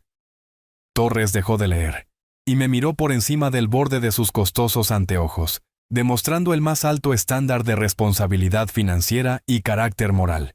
Simplemente lo miré. El más alto carácter moral. Torres cerró el enorme libro. El sonido fue un golpe pesado y final que resonó en la oficina silenciosa. Tu hijo Roberto, en su intento desesperado, codicioso y francamente estúpido de robar lo que pensaba que eran unos cientos de miles de dólares, acaba de demostrar legalmente que es moral y financieramente inepto para tocar 50 millones. La ironía era tan amarga que podía saborearla, como ceniza en mi boca. Al tratar de robar las sobras de mi mesa, acababa de prenderle fuego a su propia herencia. Había violado la única regla que Elena puso en su lugar para protegerlo de sí mismo. Había reprobado la prueba. Entonces, ¿qué hacemos?, pregunté finalmente. Mi voz era un gruñido bajo. No hacemos nada, dijo Torres. Sus ojos estaban fríos. Los dejamos. Han cometido fraude. Han cometido robo de identidad. Piensan que tienen todas las cartas. Dejamos que jueguen su mano. Esperamos a que hagan su próximo movimiento. Asentí. Me puse de pie. Me sentí más pesado pero también más claro. Conduje los 90 minutos de regreso a mi casa. La ira de la mañana se había ido. Había sido reemplazada por algo frío, algo duro. Había perdido a mi hijo. No por la muerte como perdí a Elena, sino por esto. Por debilidad, por codicia, por lo que sea en lo que esa mujer, Patricia, lo había convertido. Subí mi vieja camioneta por el camino de grava. Ya estaba oscuro. La luz del porche estaba apagada. La casa se veía fría. Pero había alguien esperando. Un hombre. Estaba parado en las sombras junto a mi puerta principal. Mi corazón saltó a mi garganta. ¿Era Mateo? ¿Había regresado? El hombre dio un paso adelante hacia el único rayo de luz de mis faros. No era Mateo. Llevaba un traje barato que no le quedaba bien y sostenía una pila de papeles. Parecía aburrido. Roberto Velasco, Llamó con su voz plana. Sí. Caminó hacia adelante. Sacó un solo documento de la pila y lo empujó contra mi pecho. Ha sido notificado. Miré los papeles en mi mano. El blanco fluorescente del papel brillaba en la oscuridad. Mi hijo y su esposa no solo estaban tratando de robarme, me estaban demandando. Me quedé allí en la oscuridad. Los pasos del hombre crujieron en la grava mientras caminaba de regreso a su auto, desapareciendo en la noche. Había dejado los papeles en mi mano. Todavía estaban calientes de su agarre. No me moví. Simplemente me quedé allí bajo la única bombilla débil de mi luz del porche. El olor a pinos húmedos espeso en el aire. Miré lo que me había dado. Una citación. Un documento legal del juzgado del distrito. Patricia Velasco y Mateo Velasco. Demandantes contra Roberto Velasco. Demandado. Demandantes. Demandado. Mi hijo. Demandándome. Mis manos. Las manos de un ingeniero. Manos que habían construido motores y arreglado transmisiones. Estaban temblando. Busqué torpemente la grapa, rasgando el papel. Me salté la jerga legal, buscando el qué. Y entonces lo vi. Buscan daños monetarios por la cantidad de $600,000. 600,000. El número simplemente colgaba allí. No parecía real. Era una abstracción, una cadena de ceros. Era el precio de la casa que querían. Me estaban demandando por la casa. Me estaban demandando por el derecho a poseer algo que no podían pagar. Sentí una risa amarga y seca tratando de escapar de mi garganta. Por supuesto, este era el siguiente movimiento. Este era él. Te arrepentirás de esto. Pero luego seguí leyendo, y la risa murió. Porque no se trataba solo del dinero. Oh Dios, si tan solo hubiera sido solo por el dinero. Leí la siguiente línea. Y además solicitan a este tribunal una audiencia de emergencia para establecer una tutela sobre la persona y el patrimonio de Roberto Velasco, citando edad avanzada y deterioro cognitivo. Deterioro cognitivo. Tutela. Las palabras me golpearon más fuerte que cualquier golpe físico. No solo estaban tratando de conseguir una casa, estaban tratando de conseguirme a mí, estaban tratando de tomar mi vida. Retrocedí tropezando y me senté con fuerza en el viejo columpio del porche que amaba Elena. Las cadenas gimieron bajo mi peso. Leí con mis ojos escaneando las declaraciones juradas adjuntas a la petición. Las mentiras. ¿Eran tan detalladas? Primero la declaración de Patricia. Era poesía. Era ficción. Yo, Patricia Velasco, estando en pleno uso de mis facultades mentales, juro que mi suegro Roberto Velasco, en numerosas ocasiones, incluidas entre otras el Día de Acción de Gracias de 2023 y la Navidad de 2024, prometió verbalmente cuidar de nuestro futuro y comprarnos una casa como activo familiar. Apreté el papel. Acción de Gracias. Recordé Acción de Gracias. Recordé decirle a Mateo que necesitaba comenzar a contribuir a su propio fondo de retiro, no solo confiar en el mío. Sus mentiras continuaban. Confiando en esta promesa repetida de mi suegro, escribió: mi esposo y yo tomamos decisiones financieras irreversibles significativas. Dejé mi trabajo de medio tiempo como consultora para prepararme para nuestro nuevo hogar. Y colocamos un depósito sustancial no reembolsable en la propiedad. Todo basado en su palabra. Un depósito no reembolsable. Ese era el gancho. Estaban alegando impedimento promisorio, una trampa legal. Estaban diciendo que habían sido dañados por una promesa que nunca hice. Nunca les prometí ni un centavo. Elena y yo teníamos una regla, una sola regla inquebrantable: tú te abres tu propio camino. Le dimos a Mateo una educación, le dimos amor, le dimos un hogar estable. Nunca, jamás le prometimos un viaje gratis. Y él lo sabía. Pero la petición no había terminado. La página siguiente era peor. Era la solicitud de tutela. Era la declaración jurada de Mateo. O al menos tenía su firma en ella. Las palabras eran puras de Patricia. Mi padre, Roberto Velasco, ha mostrado signos significativos de deterioro cognitivo durante el último año. Leí con mi estómago revuelto. Se ha vuelto peligrosamente olvidadizo. A menudo pierde sus llaves y billetera. Se ha vuelto solitario, negándose a ver a familiares o amigos. Ha exhibido paranoia, acusándonos de cosas que no hemos hecho. Estaban usando mi vida tranquila y frugal como evidencia de autonegligencia. Estaban convirtiendo mi privacidad en aislamiento. Y luego vino la daga final. El signo más alarmante de su deterioro. Leía la declaración de Mateo. Es su total falta de memoria con respecto a su promesa de comprarnos nuestra casa. Se puso agitado y confundido cuando le presentamos el papeleo, como si no recordara nuestras muchas conversaciones. No estamos enojados, estamos aterrorizados. Tenemos miedo de que sea un peligro para sí mismo. Tememos que, en su estado de confusión, administre mal o regale los activos que trabajó toda su vida para construir. Dejé caer los papeles. Se dispersaron por los viejos tablones de madera del porche. Finalmente entendí. Esto no se trataba de una casa. La casa era solo el premio. Esto se trataba de control. Mi negativa, mi simple y firme no.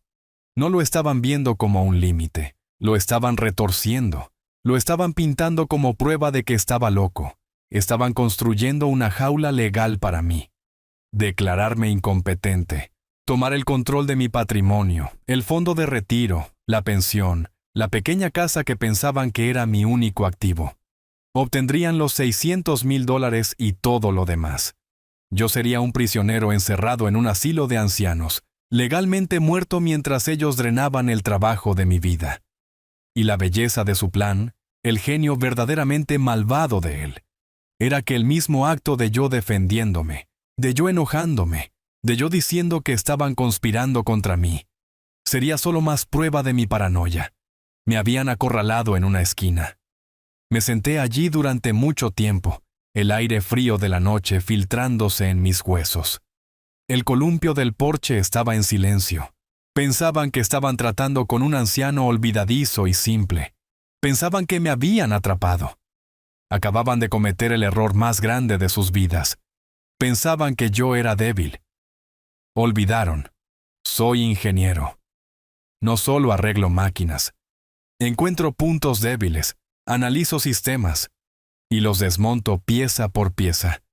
Esta demanda no era solo una amenaza, era una declaración de guerra. Me agaché, mis rodillas crujiendo en protesta. Recogí los papeles dispersos, cada uno de ellos. Los puse en orden. Luego entré, cerré mi puerta con llave y levanté el teléfono. Bufete de Abogados Torres, dijo el servicio de contestación. Habla Roberto Velasco. Dije con mi voz tan fría y dura como el acero. Póngame con Juan Torres. No me importa qué hora sea. No me importa si está en la cama. Póngalo al teléfono. Ahora. Estaba sucediendo. Estaba en la oficina de Torres a las 9 de la mañana en punto. No había dormido. Pasé la noche en mi viejo sillón reclinable. Los papeles de la demanda esparcidos en el suelo bajo la luz de la lámpara. Simplemente me quedé mirándolos viendo las palabras desenfocarse. Deterioro cognitivo. Peligro para sí mismo. Tutela. La ira de la noche anterior se había enfriado. Se había asentado en algo duro, pesado y frío dentro de mi pecho. Ya no era solo ira, era procedimiento. Yo era ingeniero. Tenía un problema complejo frente a mí, un sistema diseñado para la máxima destrucción, y necesitaba averiguar cómo desmontarlo. Cuando entré en la oficina de Torres, no me ofreció café, no preguntó cómo estaba. Era todo negocios. Su enorme escritorio de caoba estaba despejado excepto por una sola carpeta delgada. Parecía que él también había estado despierto toda la noche. «Hiciste bien en llamarme, Roberto», dijo con su voz un retumbo bajo. «Hice algunas llamadas. Mantengo un investigador privado contratado para asuntos familiares sensibles. Es muy rápido y muy minucioso». Torres abrió la carpeta. No necesitaba crear suspenso. Simplemente declaró los hechos. «Tu hijo Mateo y su esposa Patricia», dijo, «no solo son codiciosos, están desesperados, y la gente desesperada, Roberto. Son estúpidos y son peligrosos. Deslizó una sola hoja de papel a través del escritorio. Este es un informe resumido de mi investigador. Comenzó con Patricia, su estilo de vida, del que está tan orgullosa. Es un castillo de naipes construido sobre deuda. Tomé el papel. Soy ingeniero. Soy bueno con los números. Pero estos números no tenían sentido. Era un resumen de informe crediticio. Eso no es un error tipográfico, Roberto, dijo Torres observando mi cara. Lo estás leyendo correctamente. Tu nuera Patricia actualmente tiene $83,000 en deuda pendiente de tarjetas de crédito de alto interés. $83,000. Pensé en la botella de vino de $80 que había traído a mi casa, el bolso de diseñador, las menciones constantes, casuales y crueles de viajes que yo no podía pagar, restaurantes de los que nunca había oído hablar. Todo está aquí. Continuó Torres golpeando el papel. American Express, Visa, tiendas de lujo, 3 tarjetas de tiendas de muebles diferentes. Ha estado viviendo como millonaria. El problema es que, por lo que podemos decir, no tiene trabajo. No uno por el que declare impuestos de todos modos. No solo estaba presumiendo, estaba en pánico, no solo estaba gastando, se estaba ahogando. Pero Mateo, dije las palabras sintiéndose como ceniza en mi boca. Mateo tiene un buen trabajo. Es gerente regional de ventas. Debe ganar buen dinero. No puede estar de acuerdo con esto. La cara de Torres no cambió. Sacudió la cabeza lentamente. Deslizó un segundo pedazo de papel a través del escritorio. Este era una impresión de lo que parecía un memorando interno de la empresa. Mateo tenía un buen trabajo, me corrigió Torres. Fue despedido hace 6 meses. Me quedé mirando el papel. Terminado. Despedido. ¿Por qué?, susurré. Malversación, dijo Torres. La palabra era fea. Clínica. Fue atrapado desviando $5,000 de la cuenta de gastos corporativos, falsificando recibos. Su empresa no quería mala prensa. Son una empresa familiar. Lo despidieron discretamente. Le dieron 6 meses para devolver el dinero antes de presentar cargos criminales. Las piezas cayeron en su lugar, no con un clic, con el sonido de un edificio colapsando. 6 meses. Había estado desempleado durante 6 meses. Había estado fingiendo ir a trabajar todas las mañanas. Había estado viniendo a mi casa, comiendo mi comida, mintiéndome a la cara. La fecha límite de 6 meses para devolver el dinero robado. Probablemente era ahora mismo. Los estados de cuenta del fondo de retiro robados. La línea de crédito fraudulenta. La demanda. Esto no se trataba de ambición. Esto no se trataba de vivir su mejor vida. Esto se trataba de supervivencia. La casa, dije con la comprensión golpeándome. La casa de $600,000. Exactamente, dijo Torres. No es un sueño, es un salvavidas. Están en bancarrota, Roberto. Están a punto de perderlo todo. No solo están tratando de comprar una casa con tu dinero, están tratando de usarte. Mi investigador cree que el plan era obtener una hipoteca masiva a tu nombre inmediatamente, sacar un préstamo de capital en efectivo contra la propiedad para pagar sus deudas. Y luego, lo más probable, es dejar que la casa entre en ejecución hipotecaria, destruyendo tu crédito, no el de ellos. Un hombre ahogándose tirando de su propio padre bajo el agua para usarlo como dispositivo de flotación. Pensé en la demanda, la afirmación de que yo era el que tenía deterioro cognitivo, la acusación de que yo era el que era olvidadizo y un peligro para mis propias finanzas. No solo me estaban atacando, se estaban proyectando, me estaban acusando de sus pecados. Miré a Torres. Han robado mi identidad. Han mentido al tribunal en una declaración jurada. Han intentado defraudar a un banco. Y Mateo malversó. ¿Sí?, dijo Torres. Entonces, dije, sintiendo que la lógica fría de ingeniero regresaba con mi voz plana. No son solo inmorales, son criminales. Torres asintió. Lo son. Y nos acaban de dar toda la munición que necesitamos. Nos han entregado la soga. Me puse de pie, caminé hacia la ventana y miré hacia la ciudad. Toda esa gente viviendo sus vidas completamente inconsciente del veneno que fluye justo debajo de la superficie. Bien, dije, volviéndome hacia Torres, porque no saben con quién están tratando. Piensan que soy un anciano olvidadizo que vive de una pensión. Piensan que soy débil.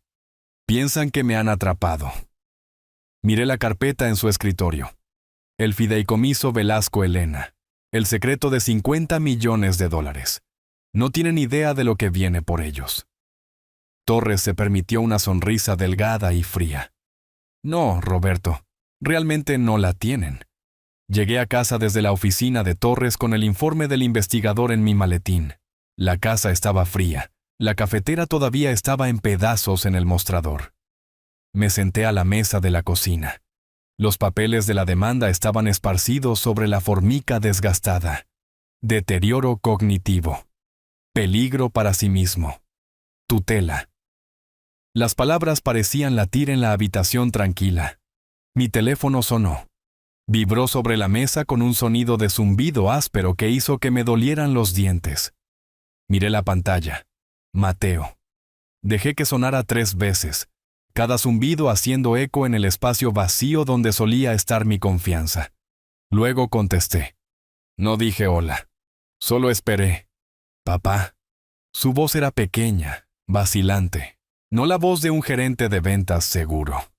No la voz de un hombre demandando a su padre. Era la voz de un niño probando las aguas. ¿Qué pasa, Mateo? Mi voz era plana. Papá, mira. Yo, nosotros. Patricia y yo. Hemos estado hablando. Todo este asunto simplemente ha ido demasiado lejos. Esperé. Conocía este tono. Este era el preludio de una petición. Esta demanda, dijo, apresurando sus palabras, es solo papeleo. Son abogados siendo abogados. No queremos esto. Patricia no quiere esto. Nosotros. Simplemente queremos la casa. Podía escuchar a Patricia susurrando al fondo, aguda y urgente. Díselo. Dile el trato. Mira, papá, dijo Mateo con su voz repentinamente más fuerte, ensayada. Podemos hacer que todo esto desaparezca, ahora mismo. Llamamos a los abogados, retiramos la demanda, retiramos la petición de tutela, todo. Todo vuelve a la normalidad. Todo lo que tienes que hacer es firmar los papeles de la hipoteca.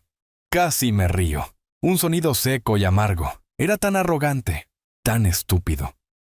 Pensaban que podían presentar un documento legal intentando despojarme de mis derechos como ser humano y luego usarlo como táctica de negociación. Pensaban que podían acusarme en un tribunal de ser mentalmente incompetente y luego ofrecer retractarse si les daba $600,000. Era la lógica de un secuestrador. Danos el rescate y devolveremos al rehén. El rehén era yo. Y mientras estaba sentado allí escuchando la súplica patética y manipuladora de mi hijo, de repente recordé otro momento. Mateo tenía 10 años. Mi billetera estaba en la cómoda. Elena y yo nos estábamos preparando para ir a la iglesia. Fui a buscarla y noté que faltaba el efectivo. $20. Sabía que era Mateo. Simplemente lo sabía. Lo confronté. Hizo exactamente lo que estaba haciendo ahora. Mintió. Lloró. Lo negó. No lo sé, papá. Tal vez se cayó. Yo fui blando. Yo era el papá. Estaba listo para dejarlo pasar. Pero Elena era el acero. Ella agarró la billetera vacía. Entró en su habitación y simplemente se quedó allí. No gritó. Solo esperó. Esperó hasta que él se quebró. Finalmente sacó el billete de $20 arrugado de debajo de su colchón. Sollozó. Solo quería el nuevo videojuego. Todos los demás lo tienen. Quería abrazarlo. Quería decir que estaba bien. Elena no se movió. Lo miró, sus ojos claros y duros como diamantes. Lo pagarás, dijo. No gritando, solo un hecho. Cortarás el césped de Doña Carmen, lavarás mi auto, apilarás leña, trabajarás hasta que hayas ganado $20 y se los devolverás a tu padre. No criamos ladrones en esta casa. Le tomó 3 semanas. 3 semanas de ampollas y sudor. Cuando finalmente me entregó ese billete de $20 gastado y sudoroso, estaba llorando de nuevo. Pero eran lágrimas diferentes. Estaba orgulloso, lo había arreglado. Elena había sido estricta, y ella había tenido razón. Miré el teléfono en mi mano. ¿A dónde se fue esa firmeza? Murió con ella. Después de que Elena falleció, yo fui el único que quedó. Y yo era simplemente el papá blando. Yo era el que quería arreglar las cosas. Yo era el que veía su tristeza y solo quería que fuera feliz. Pagué su deuda de tarjeta de crédito cuando se metió en un pequeño problema después de la universidad. Fui a Val para su primer apartamento. Le presté dinero para su boda con Patricia, dinero que sabía que nunca volvería a ver. No había sido un padre, había sido un facilitador. Elena no solo había estado criando a un hijo, ella había estado manejando un defecto, una debilidad fundamental en su carácter. Y cuando murió, la presa se rompió. No solo había perdido a mi esposa hace 5 años, había perdido a mi hijo también.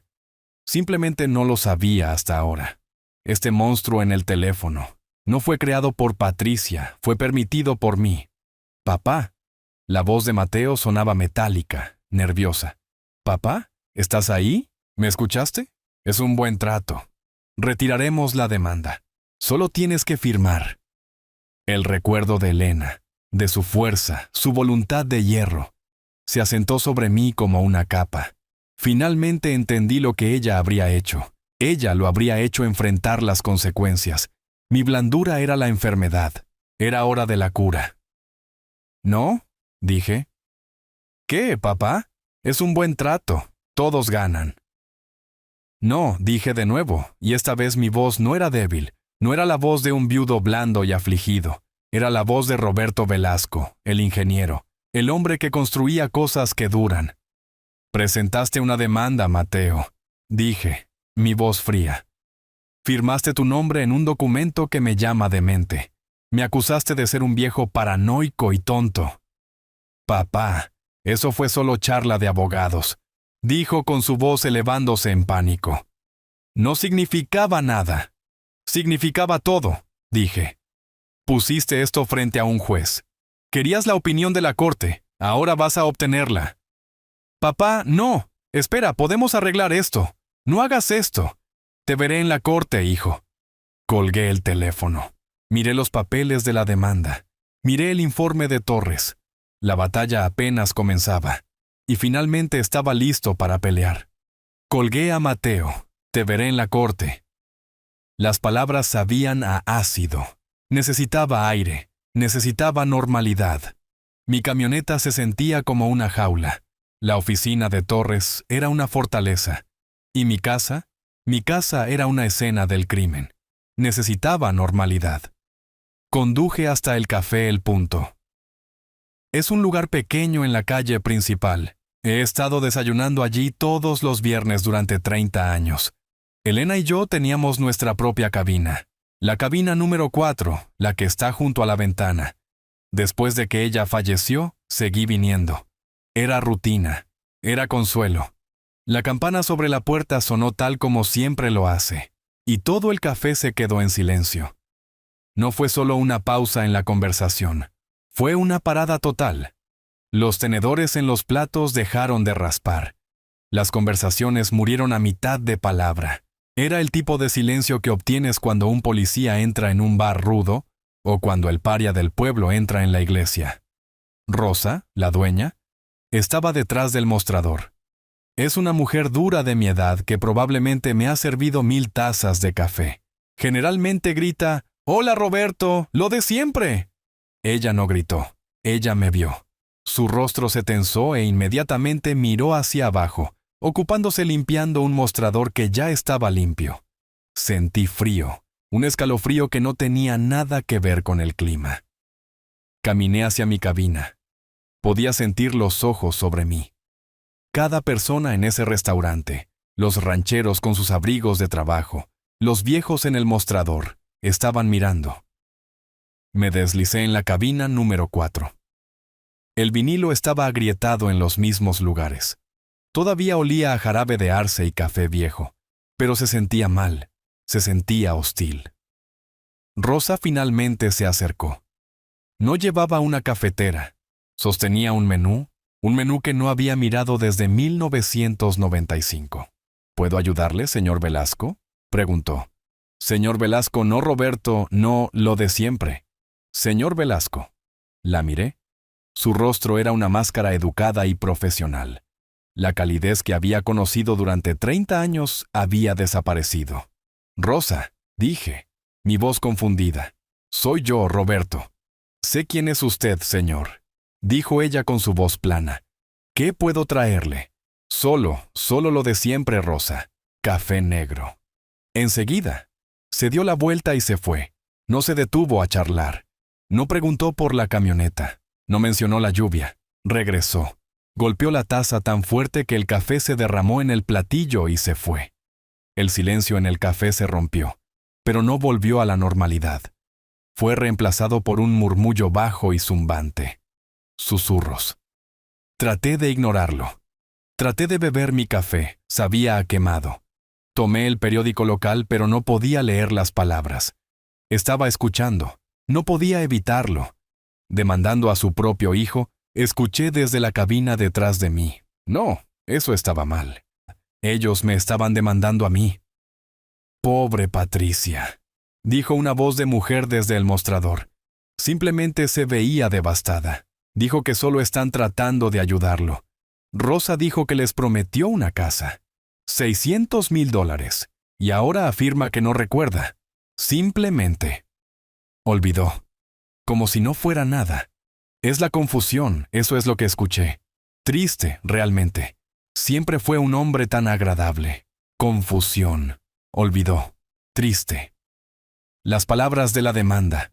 Sentí que mi estómago se apretaba. Esto no era solo chisme de restaurante. Esto era una campaña. Esta era Patricia.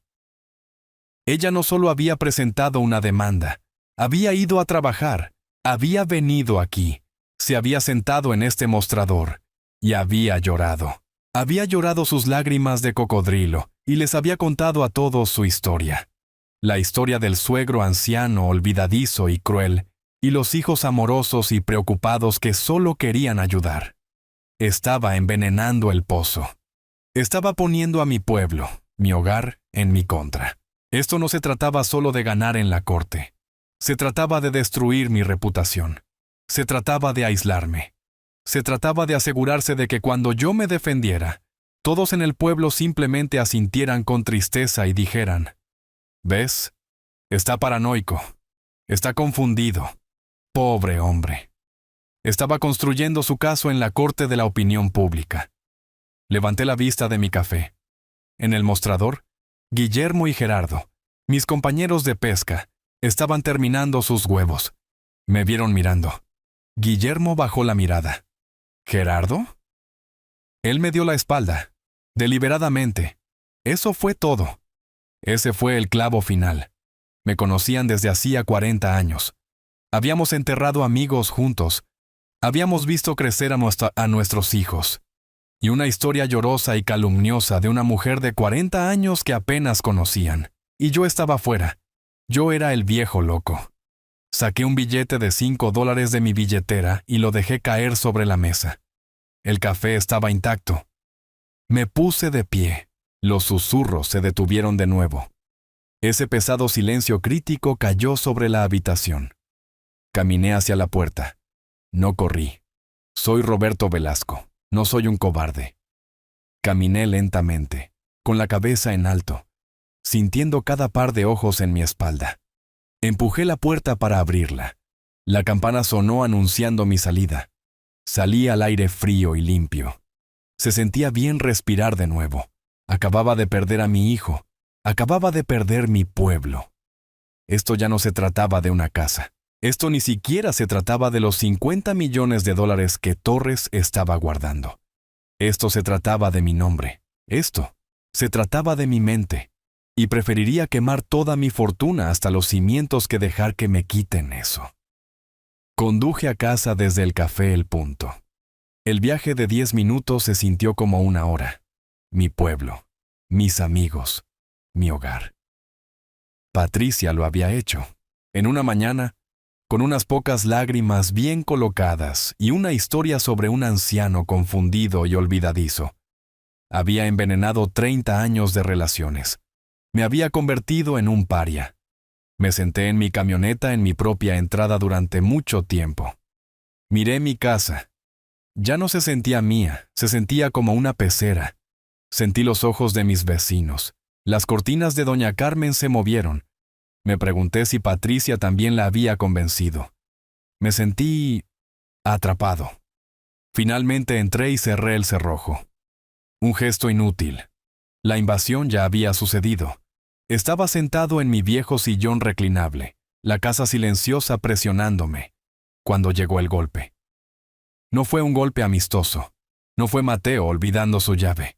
No fue Carmen con un trozo de pastel. Fue un rap agudo y oficial. El tipo de golpe que significa que no tienes opción de responder. Abrí la puerta. Una mujer estaba parada en mi porche. Tenía unos 30 y tantos años. Vestía un traje pantalón azul marino, zapatos sensatos y una expresión que estaba completamente en blanco. Sostenía un portapapeles como un escudo. ¿Señor Roberto Velasco?, preguntó. Su voz era plana. Sí. Sostuvo una insignia de identificación laminada. Mi nombre es señora Ibarra. Estoy con servicios de protección al adulto mayor. Las palabras simplemente quedaron suspendidas en el aire frío de la tarde. Servicios. De protección. Al adulto mayor. Mi estómago se convirtió en hielo. Este era el siguiente paso en su ataque. No solo le habían dicho a la gente que estaba loco, me habían reportado al gobierno. ¿Puedo pasar, señor Velasco? No fue una pregunta. Me hice a un lado. Me sentí como un criminal en mi propia casa. Entró, sin limpiarse los pies, sus ojos escaneando todo. No miró mis fotos familiares. No miró el hermoso barco en una botella que pasé un invierno construyendo. Miró el polvo en la mesa auxiliar. Miró la pila de periódicos viejos junto a mi silla. Se sentó a mi mesa de cocina, la misma mesa donde Mateo y Patricia se habían sentado solo unos días antes. Dejó su portapapeles. Señor Velasco, comenzó con su voz un zumbido monótono. Recibimos un informe detallado esta mañana, un informe anónimo, expresando seria preocupación por su bienestar. Anónimo. Casi me río. Podía escuchar la voz de Patricia en esa palabra. La preocupación fingida, las lágrimas de cocodrilo. El informe alega, consultó sus notas, autonegligencia severa, aislamiento social y signos de paranoia creciente. Paranoia. Ahí estaba esa palabra otra vez. La palabra de la demanda. Estoy bien, dije. Mi voz era ronca. Eso es lo que estamos aquí para determinar, dijo la señora Ibarra, haciendo clic en su bolígrafo. Solo necesito hacerle algunas preguntas de rutina. Esto es para su propia protección, señor. La humillación se sentía como un peso físico presionándome contra la silla. Esta mujer de la mitad de mi edad estaba aquí para protegerme de mí mismo. Todo basado en las mentiras de una mujer desesperada y codiciosa, y el hijo que la habilitaba. ¿Qué desayunó hoy, señor Velasco? La pregunta me tomó por sorpresa. ¿Qué? ¿Su desayuno? Repitió, sus ojos sin parpadear. El informe dice que no está comiendo adecuadamente. Pensé hacia atrás. La cafetera, la llamada del banco, el viaje al café, el café que no había bebido. ¿Tomé café?, dije. No tenía hambre. Ella escribió algo. Podía escuchar el rasguño de su bolígrafo. Sonaba ensordecedoramente fuerte. ¿Está tomando todos sus medicamentos recetados? Levanté mis manos. Tomo una pastilla para la presión arterial, todas las mañanas. No he faltado un día en 10 años, escribió ella. El informe dice que ha estado confundido, olvidadizo. ¿Es consciente de qué día es, señor Velasco? La miré fijamente. ¿Es viernes? ¿Y el mes? Es octubre. Es 19 de octubre. ¿Y el año? Es 2025. ¿Y quién es el presidente de los Estados Unidos? Le di el nombre. Sentí mi cara enrojecer de ira. Soy ingeniero. Diseñé componentes de sistemas de combustible para la industria aeroespacial. He equilibrado presupuestos que podrían comprar todo este vecindario. Y esta mujer, esta burócrata, me preguntaba si sabía en qué año estábamos. Ella simplemente asintió, escribiendo. Señor Velasco, dijo con su voz suavizándose, pero era una suavidad falsa clínica. El informe también menciona paranoia. Dice que usted cree que su familia está conspirando contra usted. ¿Siente a menudo que la gente lo está observando o conspirando contra usted? Y ahí estaba. La trampa. La trampa perfecta, elegante e ineludible. ¿Cómo respondo a eso? Si digo que no, estoy mintiendo. Si digo que sí, mi hijo y su esposa están conspirando contra mí. Están tratando de robar mi casa. Robaron mi identidad. ¿Cómo le suena eso a ella? Suena a paranoia. Confirma todo su caso. Cada palabra de verdad que pudiera decir sería retorcida y utilizada como arma contra mí, como prueba de mi locura. Miré a la señora Ibarra. Ella solo estaba haciendo su trabajo. Un trabajo alimentado por las mentiras de mi hijo. Tomé una respiración lenta. Señora Ibarra, dije con mi voz tranquila, creo que soy una persona privada, y creo que mi privacidad está siendo violada. Pero no soy paranoico. Ella simplemente escribió algo. Entiendo. Ahora, señor Velasco, necesito echar un vistazo rápido a su casa, solo para verificar las condiciones de vida. Procedimiento estándar. Se puso de pie, no esperó permiso, tuve que seguirla. Me sentí como un visitante, un sospechoso. Vi a esta extraña caminar por mi vida, juzgando cada rincón de ella. Entró en la cocina. Abrió mi refrigerador. No hay mucha comida aquí, señor Velasco. Su voz resonó ligeramente. Vivo solo, dije con mi voz tensa. Compro cada 3 días. No me gusta que la comida se eche a perder. Compré comestibles hace 2 días. Hay huevos, leche, algunas verduras. Ella no respondió. Simplemente cerró la puerta. Fue a mi baño. Miró en el botiquín, vio mis pastillas para la presión arterial, mi crema de afeitar, mi desodorante. Estaba comprobando si yo era capaz. Luego fue a mi habitación. Mi cama estaba deshecha. No la había hecho. Me había estado recuperando del golpe. Ella hizo una nota. Área de dormir descuidada. Y eso, ahí fue cuando algo dentro de mí finalmente se rompió. No grité. No me moví. Pero el recuerdo me golpeó tan fuerte que casi me tambaleó. Esta habitación exacta, esta era la habitación donde Elena pasó sus últimos 5 años. Esta era la habitación donde había instalado la cama de hospital. Esta era la habitación donde guardaba la pizarra con su horario de medicamentos, escrito cada 2 horas, día y noche. Esta era la habitación que mantenía inmaculada. Aprendí a cambiar bolsas de suero. Manejé sus analgésicos. Me senté en esa misma silla en la esquina sosteniendo su mano durante 1825 noches. Había sido un cuidador. Había mantenido a otro ser humano vivo, cómodo y digno a través de la peor batalla de su vida. Y esta mujer, esta extraña, enviada aquí por el hijo que crié mientras cuidaba a su madre, estaba parada en mi habitación marcándome como sucio porque mi cama no estaba hecha. La rabia era tan pura, tan candente, que pensé que me quemaría desde adentro hacia afuera. No dije nada. La señora Ibarra finalmente cerró su bolígrafo. Se volvió hacia mí en el pasillo. Señor Velasco, dijo volviendo a su tono burocrático neutral. El informe de su familia es detallado, y aunque usted se presenta como coherente, hay una discrepancia significativa entre sus afirmaciones y su presentación. Hay una discrepancia porque están mintiendo, dije con mi voz temblando con furia contenida. Esa es una posibilidad, dijo ella sin parpadear. La otra posibilidad es que usted esté sufriendo de anosognosia, una condición donde no es consciente de su propio déficit.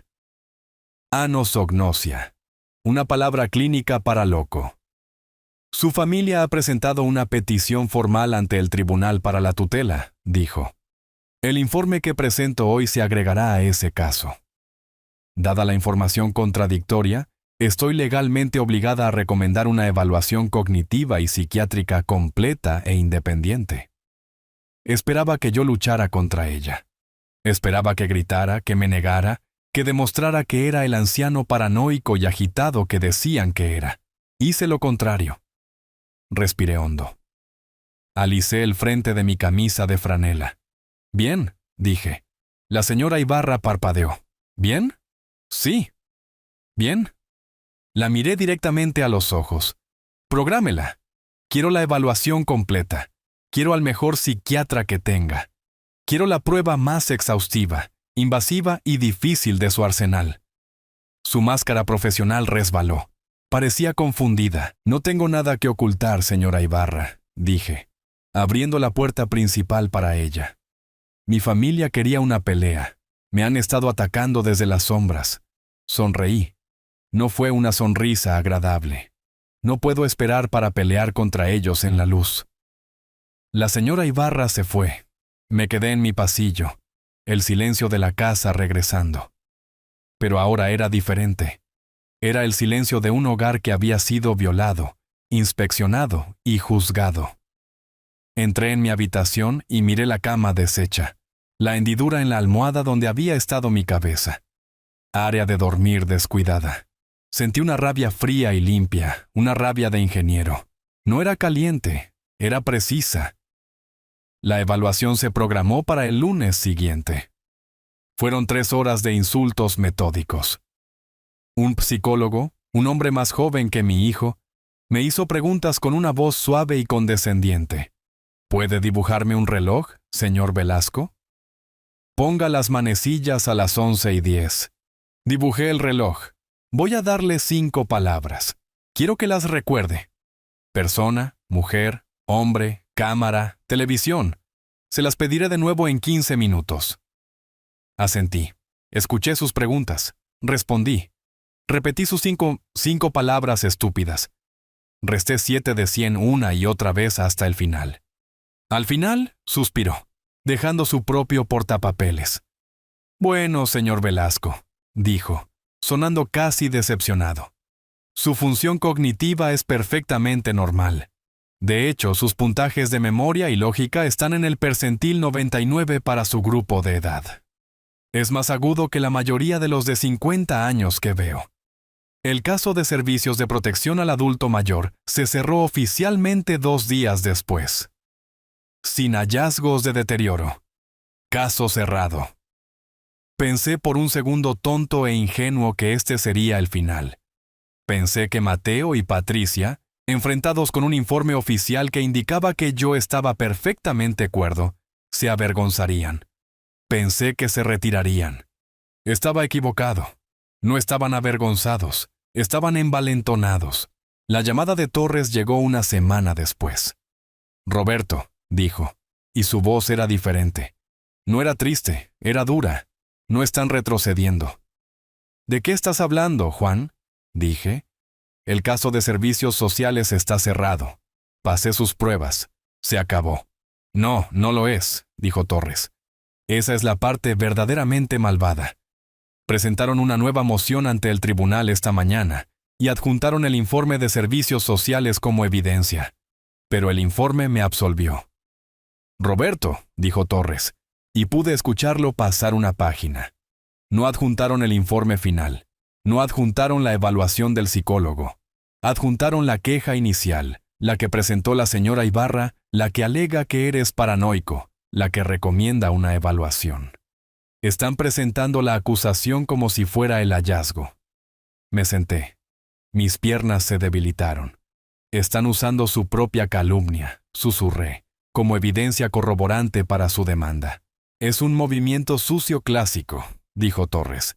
«Están pintando un cuadro para el juez. Mire, su señoría, no somos los únicos preocupados. Incluso servicios sociales tuvo que involucrarse.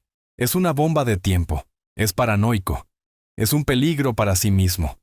Están construyendo una jaula de mentiras, y cada vez que te enojas, cada vez que los acusas legítimamente, simplemente les das más pruebas de que eres inestable». Miré por mi ventana. Vi a doña Carmen trayendo su correo. No miró hacia mi lado. El veneno todavía estaba funcionando. Entonces, ¿qué hacemos, Juan? Me sentí cansado. Por primera vez, me sentí como un hombre de 70 años. Entonces, escuché cambiar la voz de Torres.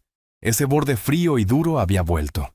«Estamos listos, Roberto», dijo. «¿Listos para qué?» Recibí el último de los informes, los que ejecutamos, los que muestran que Mateo fue despedido por malversación, los que muestran que Patricia tiene $83,000 en el agujero, los que muestran que ambos son, legalmente hablando, insolventes. Me puse de pie. Sentí que la fuerza volvía a mis piernas. «Han presentado su caso, Roberto», dijo Torres, y casi podía escucharlo sonreír. No era una sonrisa agradable. Piensan que están poniendo a juicio a un anciano confundido. Piensan que están luchando por tu fondo de retiro. Hizo una pausa.